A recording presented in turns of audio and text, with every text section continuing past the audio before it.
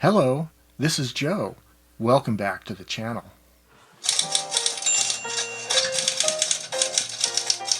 Well, we've talked before about typewriter line spacing.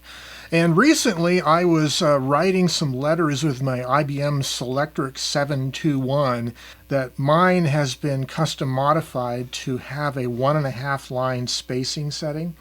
Anyways, I was enjoying using the 1.5 line spacing, and it kind of reminded me of why I don't use a lot of American typewriters more often than I do. And that's because in the case of this Silent Super, Smith Corona, it has whole line spacing only.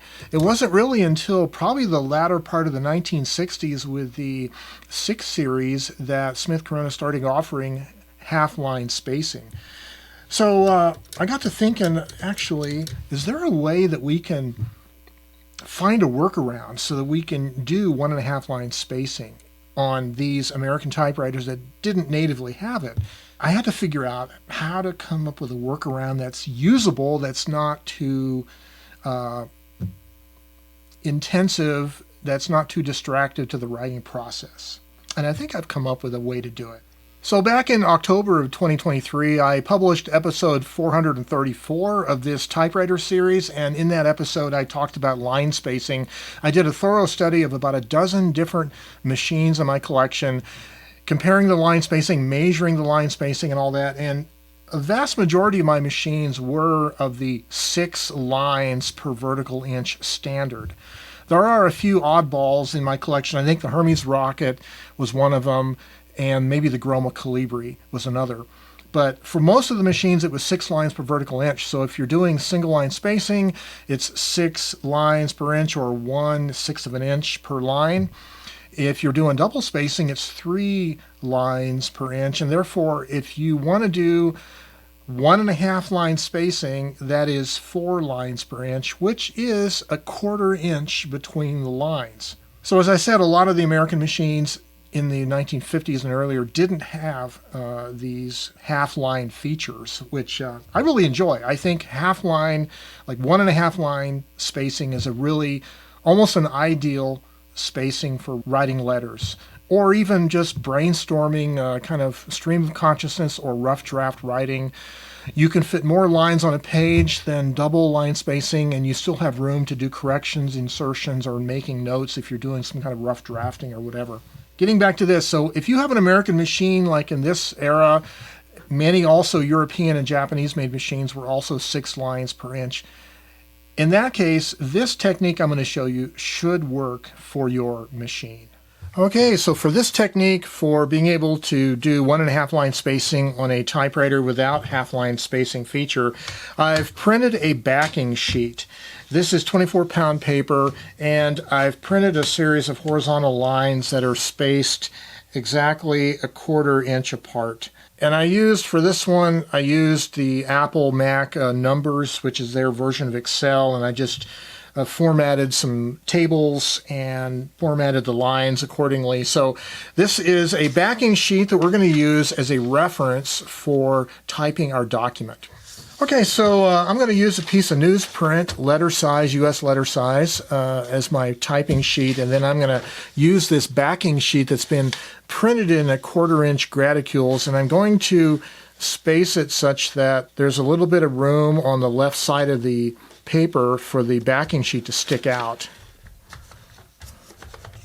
So you have this ruler on the card guide.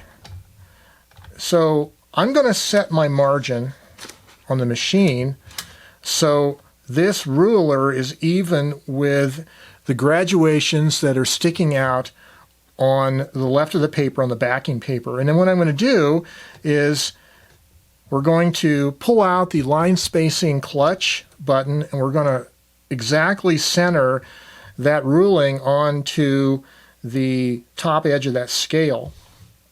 And then what I'd like to do is figure out what kind of margin I want, and I'm going to set a tab for that. Let's see, right about there, do a set a tab. So this is my carriage return position, and when I tab over, that'll be my actual margin for typing on the machine. So let's get started.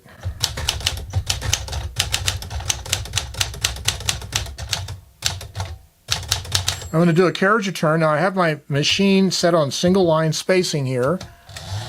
Do a carriage return, and now I'm going to pull out the button and adjust again so the top edge of that ruler is centered on the next line, and then tab over and continue. Okay, the next carriage return, pull out the clutch, adjust it, tab.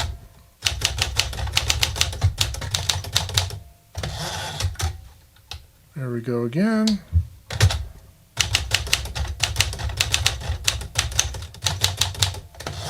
Okay, again, every time we do a carriage return, we pull out the clutch, center the ruler on the line, and then tab over and continue. And now, I have a bulletin just handed to me. If you like this program, please like and subscribe. Okay, so the core part of this technique is having your backing sheet offset to the left of your typing sheet.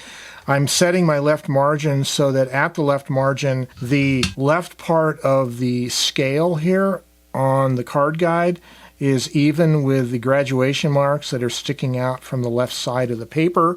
And then I'm going to pull out my line spacing clutch on my left platen knob and adjust so that the printed line is centered on the top edge of that card guide ruler. Push the clutch back in, and now I could continue typing at that point.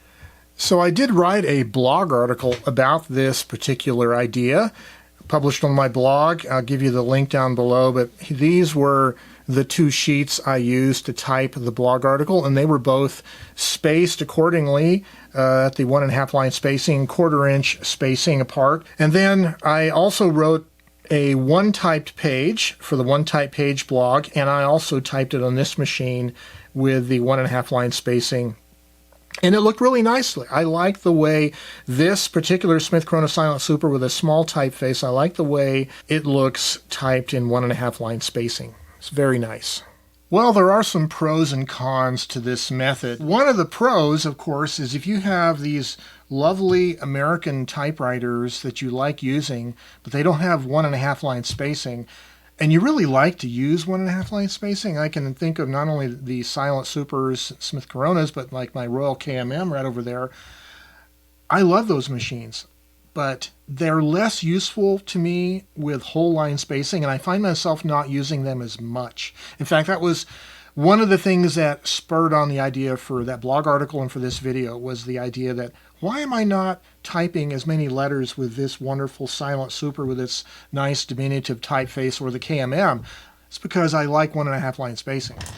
So the good thing is, using this technique, you can get that on a whole line spacing machine. And also, in order to do it, you'll have to use a backing sheet, which will kind of force you, if you're kind of resistant to the idea of consistently using backing sheets, well, this idea might prompt you on to using a backing sheet more often, since the 1/4 inch rulings are on the backing sheet, right? Maybe you have an oddball typewriter where it's not 6 lines per vertical inch in the single line standard. So the 1/4 inch standard, though, you could still use it because you're using the line spacing clutch on your machine and you are just defining whatever the height of each line is. So you can still do that. But the main problem, I think, with using this technique, of course, is that every carriage return, you're in the middle of a sentence, in the middle of a thought. Carriage return, pause, pull out the clutch, adjust it, click it, tab over, then you can continue. That's probably the only real detriment to using this technique. However, I can say I've written some letters using it, I've written a blog article, I've written a one-type page blog article, and I'll continue to use this because it's going to get me more use out of those lovely machines of mine that don't have half-line spacing. I was composing my blog article and my one-type page article using this technique, and the pausing at the beginning of the next line to readjust the line spacing actually was useful to me in getting my thoughts together before I continued typing. That couple second pause made a difference, so I could actually think a little bit before I go brashly typing something that I'll regret or want to rephrase or ends up being awkward or whatever. So actually for composing on the typewriter, off the top of my head, this technique isn't really that much slower because it gives me pause to think a little bit more before I put those words to paper. So there is one other possibility with this concept. Maybe you're into typography. You're a typographical artist. You're very conscious of typographical styles.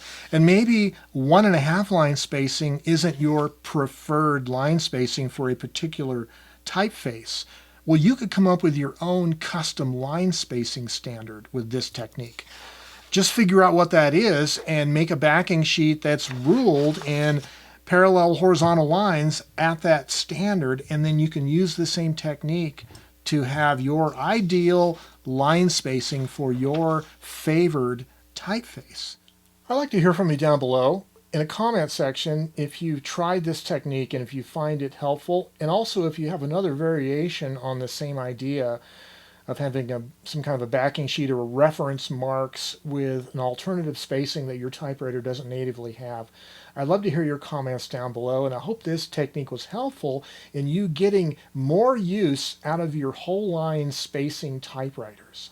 And as always, stay creative and have yourselves a great day. Bye-bye for now.